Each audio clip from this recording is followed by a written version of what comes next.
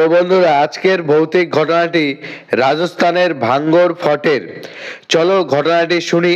আর কার কার ঘটনাটি সত্যি বলে মনে হয়েছে অবশ্যই কমেন্ট করে বলো।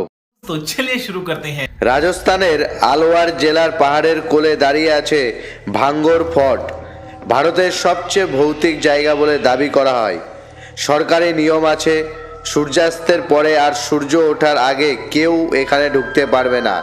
লোকজন বলে এখানে এক সময় রাজা ভান সিংহ আর রাজকন্যা রত্নাবতী বসবাস করতেন। রাজকন্যার সৌন্দর্যে মুগ্ধ এক তান্ত্রিক কালো জাদুর মাধ্যমে তাকে নিজের করে নিতে চাইলে রত্নাবতী সেই তান্ত্রিককে হত্যা করেন। মৃত্যুর আগে তান্ত্রিক অভিশাপ দিয়ে যায়, এই শহরে ধ্বংস হবে আর কেউ বেঁচে ফিরবে না। এর কিছুদিন পর ভয়ঙ্কর যুদ্ধ, পুরো শহর ধ্বংস হয়ে যায়। তারপর থেকে এখানে রাত নামলেই শোনা যায় মহিলার কান্না, পায়ের শব্দ আর ভাঙ্গা দেয়ালে ধাতব আওয়াজ।